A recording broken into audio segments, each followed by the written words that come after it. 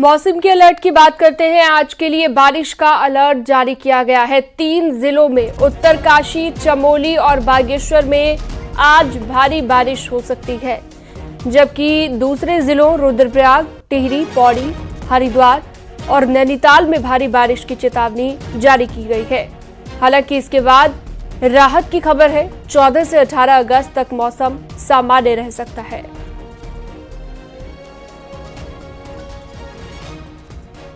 तो कुल 8 जिले जिसे लेकर अलर्ट जारी किया गया है। पहाड़ों में इस वक्त मौसम खराब बना हुआ है। लगातार हो रही बारिश के चलते प्रशासन ने पहले से ही चेतावनी जारी कर दी है, अलर्ट जारी कर दिया है। और अगर आज की बात करें तो 8 जिलों में अलर्ट जारी किया गया है। तो 13 अगस्त को यानी कि आज मौसम विभाग की ओर से भारी बारिश को लेकर अलर्ट जारी किया गया है। उत्तरकाशी, चमोली, बागेश्वर, टिहरी ये वो जिले जिसमें रुद्रप्रयाग, पौड़ी भी शामिल है। नैनीताल और हरिद्वार में भी भारी बारिश को लेकर अलर्ट जारी किया गया। मौसम विभाग का कहना है कि बहुत ज्यादा जरूरी हो तभी इस वक्त घर से बाहर निकलें, क्योंकि पहाड़ों में आपदा का खतरा लगातार बना रहता है। ऐसे में भारी बारिश के अलर्ट के बीच घर से बाहर निकलना अवॉइड कर सकते हैं। तो झमाझम बारिश आज पहाड़ों पर देखने को मिलने वाली है, खासतौर पर इन 8 जिलों में, जिसे लेकर मौसम विभाग ने अलर्ट जारी किया है।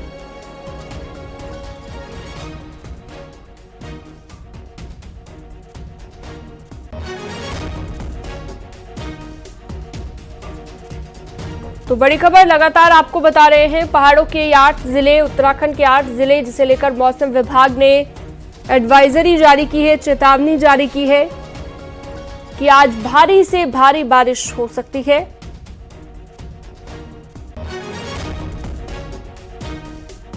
नितिन सेमवाल चमोली से हमारे सहयोगी हमारे साथ लाइव जुड़ चुके हैं। नितिन, कैसा है चमोली में इस वक्त मौसम, और आज को लेकर भारी बारिश का अलर्ट भी मौसम विभाग ने जारी किया है?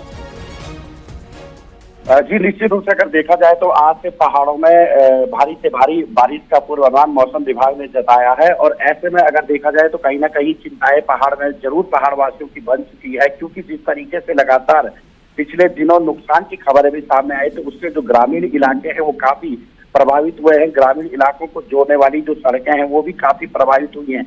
तो कहीं ना कहीं चिंताएं जरूर है। हालांकि प्रशासन का कहना है कि हमने जो तैयारियां हैं वो बिल्कुल की हुई है, लेकिन बारिश का असर लगातार सड़कों पर देखा भी जा रहा है। सबसे बड़ी बात यह है कि जो बद्रीनाथ राष्ट्रीय राजमार्ग है वो गौचर से लेकर और बद्रीनाथ धाम तक पूरा पेज बहुत ही ज्यादा खतरनाक हो चुका है।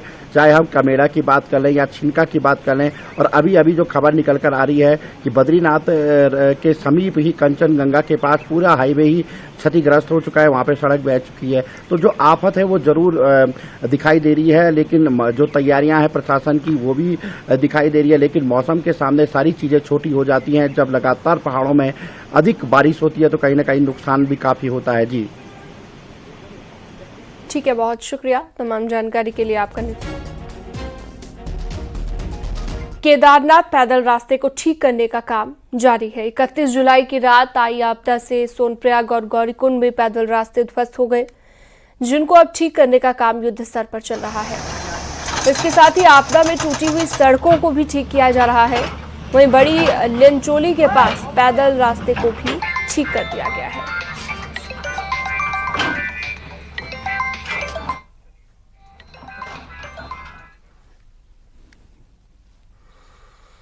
चमोली में बद्रीनाथ नेशनल हाईवे छिनका के पास बार बार बंद हो रहा है। हल्की बारिश की वजह से ही पहाड़ी से भारी मलबा, पत्थर सड़क पर आ रहे हैं, जिससे आवाजाही घंटों के लिए बंद हो जाती है और यात्री परेशान हो रहे हैं।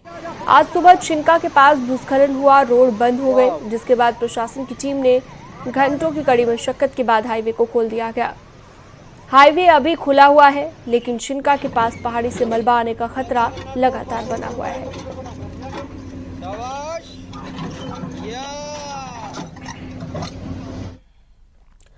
नैनीताल में अधिकारियों की हीला हवाली का नतीजा ग्रामीण भुगत रहे हैं और तब जब 8 साल में 2 बार हुई मुख्यमंत्री की घोषणा अब तक पूरी नहीं हो पाई। मामला नैनीताल के जोलीकोट का है। सड़िया ताल समेत 8 गांव को जोड़ने वाला पुल स्वीकृत होने के बाद भी अब तक नहीं बन पाया है। 2018 में पुल 3 करोड़ में स्वीकृत हुआ था, लेकिन 2021 में फिर पुल बनाने का ऐलान किया गया, मगर बलिया नाले में आज तक पुल नहीं बना। बारिश के दौरान गांव का संपर्क यहां से कट जाता है, जिसके चलते ग्रामीणों को दिक्कत होती है।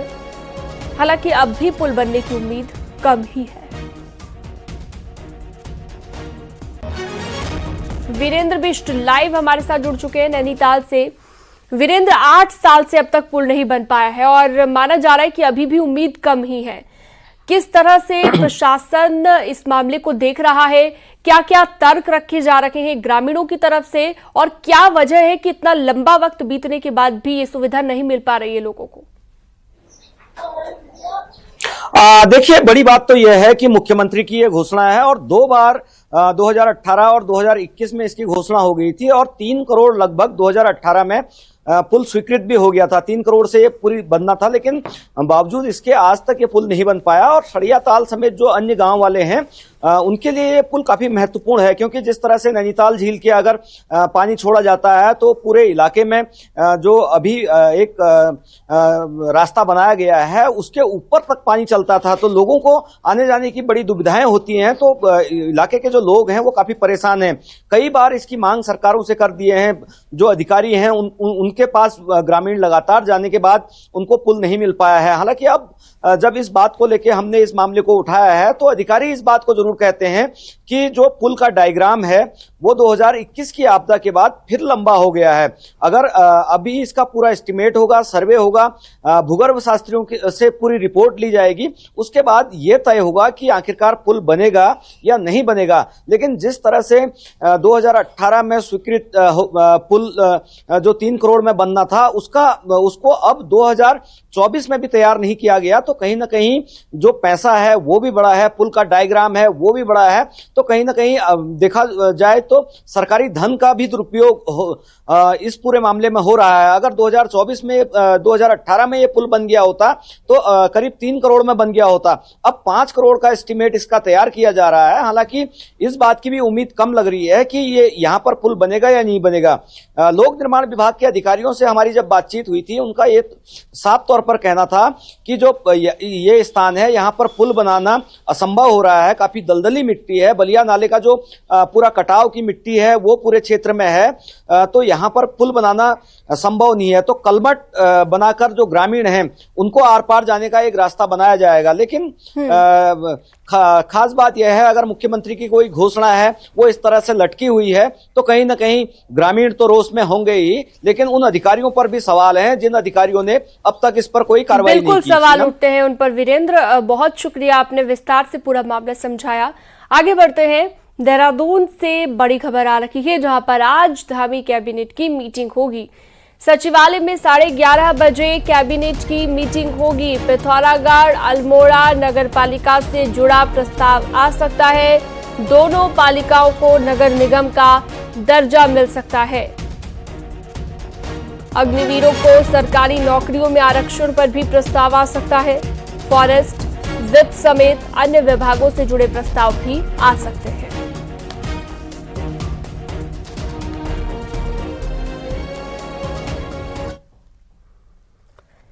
मुख्यमंत्री पुष्कर सिंह धामी ने सोमवार को सचिवालय में सीएम डैशबोर्ड दर्पण 2.0 की समीक्षा की और अधिकारियों को निर्देश दिए हैं कि सीएम डैशबोर्ड से जोड़ा जाए।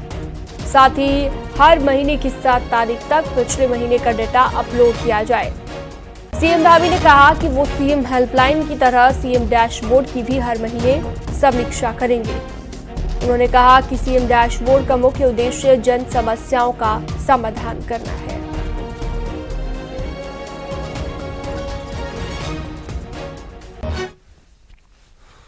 उत्तराखंड सरकार महिलाओं को लेकर एक और बड़ा फैसला लेने जा रही है। इसके तहत राज्य कर्मचारियों और पेंशनर्स की अविवाहित विधवा या तलाकशुदा बेटियों को माता पिता की मौत के बाद फैमिली पेंशन देने की तैयारी है। वित्त मंत्री के मुताबिक राज्य सरकार ने इस प्रस्ताव को सोमवार को मंजूरी दे दी है। वित्त मंत्री के मुताबिक राज्य सरकार ने इस प्रस्ताव को सोमवार को मंजूरी दी। वित्त मंत्री के अनुसार इस व्यवस्था में ऐसी बेटियां शामिल होंगी जिनका अपने माता पिता के जीवित रहने के दौरान कोर्ट में तलाक की प्रक्रिया शुरू हो गई हो और माता पिता की मौत के बाद तलाक हुआ हो। माना जा रहा है कि जल्द इसे कैबिनेट में लाया जाएगा। हमारे पेंशन भोगी सरकारी कर्मचारी हैं, उनकी मृत्यु के बाद उनकी पेंशन उस संबंधित पुत्री को मिले, ताकि उनका जो समस्या उसके सामने है आने वाले समय के लिए वो उसको मिल सके, उसको राहत मिल सके। ये निर्णय हमारी सरकार लेने जा रही है।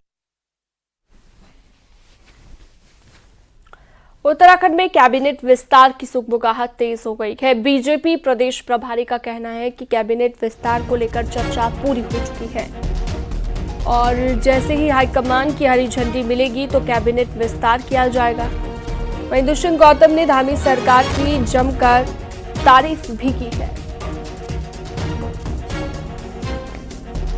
तकरीबन चर्चा उस पर हो चुकी है और जब भी हरी झंडी ऊपर वालों की मिलेगी, ऊपर वालों के बैठकर जो भी वो निर्णय करेंगे उसको लागू किया जाएगा।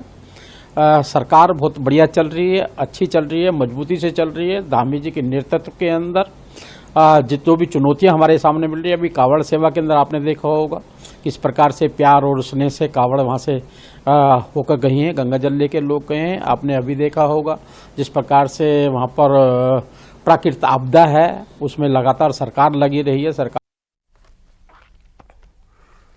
उत्तराखंड में कैबिनेट विस्तार की चर्चा भले ही जोर शोर से जारी हो, लेकिन अभी इस पर फाइनल फैसला नहीं हो पाया है। कैबिनेट विस्तार के लिए अभी पार्टी हाईकमान की हरी झंडी का इंतजार है।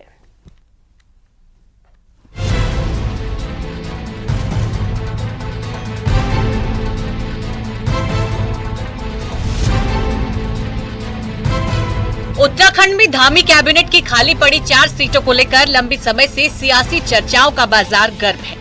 पिछले दिनों बीजेपी प्रदेश प्रभारी दुष्यंत गौतम का बयान और इसके बाद मंत्रियों की दिल्ली दौड़ ने इस चर्चा को और तेज कर दिया। सोमवार को मुख्यमंत्री ने भी चुप्पी तोड़ी। मुख्यमंत्री ने कहा कि कैबिनेट विस्तार को लेकर काम चल रहा है। नहीं, उस दिशा में काम चल रहा है और चूंकि संगठन की एक प्रक्रिया के तहत सब काम हमारे यहाँ होते हैं, वो काम आगे बढ़ रहा है। दिल्ली से लौटे बीजेपी प्रदेश अध्यक्ष महेंद्र भट्ट ने भी इसी बात को आगे बढ़ाया। उन्होंने कहा कि मुख्यमंत्री की केंद्रीय नेतृत्व से अंतिम दौर की बातचीत होनी है। केंद्र से हरी झंडी मिलते ही कैबिनेट विस्तार हो जाएगा और हमको भी अब लगता है कि बहुत जल्दी मंत्रिमंडल का विस्तार राज्य के अंदर हो जाएगा। अंतिम दौर की वार्ता माननीय मुख्यमंत्री जी की नेतृत्व से होनी है। उसके बाद जब भी मुख्यमंत्री चाहेंगे उसकी विधिवत रूप से घोषणा करेंगे। साफ है कि कैबिनेट विस्तार को लेकर बीजेपी संगठन और सरकार अभी बातचीत की प्रक्रिया में है। विस्तार कब होगा, 4 सीटें भरी जाएंगी या फिर 3 सीटों पर ही ताजपोशी होगी, कैबिनेट के कुछ पुराने चेहरे बदले जाएंगे या फिर सिर्फ नए चेहरों की एंट्री होगी, इसको लेकर तस्वीर अभी साफ नहीं है। देहरादून से न्यूज 18 के लिए सुनील नौप्रभात की रिपोर्ट। दिल्ली में सोमवार को कांग्रेस विधायकों की मीटिंग हुई, जिसमें प्रभारी शैलजा के साथ प्रदेश अध्यक्ष करण मेहरा और नेता विपक्ष यशपाल आर्य शामिल हुए। सूत्रों के मुताबिक प्रभारी शैलजा ने संगठन के खाली पदों को भरने के निर्देश दिए। मंगलौर और बद्रीनाथ की तर्ज पर सभी चुनाव मिलकर लड़ने के लिए कहा। साथ ही शैलजा ने कहा कि निकाय चुनाव में विधायकों से भी बात हो, कैंडिडेट पर राय ली जाए। साथ ही केदारनाथ उपचुनाव पर फोकस करने को कहा।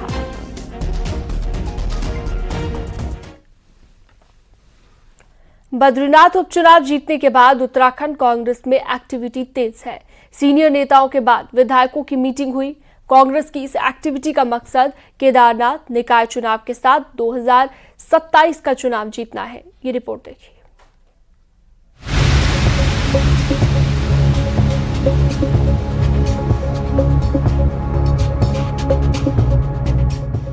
दिल्ली में लगातार उत्तराखंड कांग्रेस नेताओं की बैठक का दौर जारी है। सीनियर नेताओं के बाद सोमवार को कांग्रेस विधायकों की मीटिंग हुई तो प्रभारी शैलजा ने सबको मिलकर फील्ड में एक्टिव रहने के संदेश दिए। कांग्रेस प्रदेश अध्यक्ष करण मारा के मुताबिक हाई कमान की नजर लगातार उत्तराखंड पर है और केदारनाथ उपचुनाव, निकाय चुनाव और 2027 के चुनाव को लेकर सबको एक्टिव किया जा रहा है। अध्यक्षों को बुलाकर भी बैठक लगी। एक सामान्य प्रक्रिया है जिसमें हमारी कैसे हम आगे को चलेंगे, क्या हमारे निकाय चुनाव की व्यवस्था है, क्या पंचायत चुनाव में हमको करना चाहिए, क्या केदारनाथ के बाई इलेक्शन में करना है, 27 का हमारा रोड मैप क्या होगा, किस तरीके से हमको सरकार की गलत नीतियों के विरोध में काम करना है, ये तो एक अलग प्रोसेस है। लोकसभा चुनाव में कांग्रेस एक्टिव नहीं दिखी, लेकिन मंगलौर और बद्रीनाथ चुनाव जीतकर कांग्रेस नेता एक्टिव जरूर हुए हैं। अब जल्द दिल्ली में तीसरी बैठक NSUI, युवा कांग्रेस और महिला कांग्रेस के प्रदेश अध्यक्षों की होगी। मतलब कुल मिलाकर हाई कमान की कोशिश हर लेवल पर कार्यकर्ताओं को एक्टिव करने की है, जिसे नेता सही बता रहे हैं। जो कांग्रेस का कार्यकर्ता है, जो कांग्रेस का नेता है, उसको ये लगता है कि हमारे राष्ट्रीय प्रभारी, हमारे राष्ट्रीय नेतृत्व हमारे विधानसभाओं के क्षेत्र में जो निकाय चुनाव है या पंचायत के चुनाव है उस तक पे ध्यान दे रहे हैं, तो उसका जो काम करने का जो मॉरल होता है वो हाई होता है और वो ज्यादा जो मेहनत है दुगनी मेहनत के साथ काम करता है, उससे कार्यकर्ता का कहीं ना कहीं मनोबल बढ़ता है। बद्रीनाथ उपचुनाव की जीत ने कांग्रेस नेताओं का हौसला बढ़ाया है। यही वजह है कि केदारनाथ और निकाय चुनाव को लेकर पार्टी अभी से एक्टिव मोड में है और पार्टी अभी से 2027 के विधानसभा चुनाव के लिए भी कार्यकर्ताओं को एक्टिव करना चाहती है। देहरादून से न्यूज़ 18 के लिए दीपांकर भट्ट की रिपोर्ट।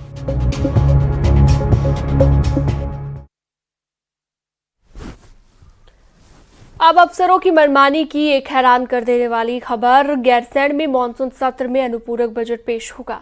इस मामले में सूत्रों के हवाले से खबर यह है कि वित्त मंत्री प्रेमचंद अग्रवाल को इसकी जानकारी नहीं दी गई और वित्त मंत्री को जानकारी दिए बिना ही अधिकारियों ने अनुपूरक बजट का प्रस्ताव तैयार कर दिया, जो कि बेहद चौंका देने वाला है। यहाँ तक कि अधिकारियों ने मंत्री से सलाह तक नहीं ली, जिसके बाद अधिकारियों को वित्त मंत्री ने फटकार लगाई है और भविष्य में ऐसी गलती होने पर कड़ी कार्रवाई की बात कही है। हालांकि मंत्री प्रेमचंद ने इस पर बयान देने से इनकार कर दिया, लेकिन कांग्रेस ने अधिकारियों के रवैये पर हैरानी जताई है। फेल नहीं है और ये उसी बात का प्रमाण है, जहां प्रमुख सचिव वित्त और सचिव वित्त ये तय हो चुका है उनके द्वारा कि किन किन विभागों का कितना कितना अनुपूरक बजट गैरसैंण में होने वाले विधानसभा सत्र में पास किया जाना है। मंत्री जी ठीक उसी टाइम ये कह रहे हैं कि मुझे इस बात की कोई जानकारी नहीं है। मैं मंत्री जी से पूछना चाहता हूं कि क्या मंत्री जी को ये बात ये कहते हुए कि मुझे पता नहीं है कि उनके विभाग वित्त विभाग में जो अनुपूरक बजट प्रस्तुत किया जाना है उसके बारे में उन्हें जानकारी नहीं है, मैं पूछना चाहता हूं कि इसके बावजूद उन्हें क्या मंत्री बने रहने का हक है? हल्द्वानी में प्रॉपर्टी विवाद में भतीजे ने अपनी चाची की गला रेत कर हत्या कर दी। दरअसल हल्द्वानी के कुलियालपुरा इलाके में कुसुम गुप्ता अपने परिवार के साथ रहती थी। कुसुम के भतीजे प्रॉपर्टी को लेकर आए दिन आपस में झगड़ रहे थे। कुसुम ने इसी विवाद को सुलझाने की पहल की, जो कुसुम के छोटे भतीजे गौरव को पसंद नहीं आया। नाराज गौरव ने सोमवार दोपहर कुसुम की हत्या कर दी। पुलिस अब हत्यारे भतीजे की तलाश में जुटी है।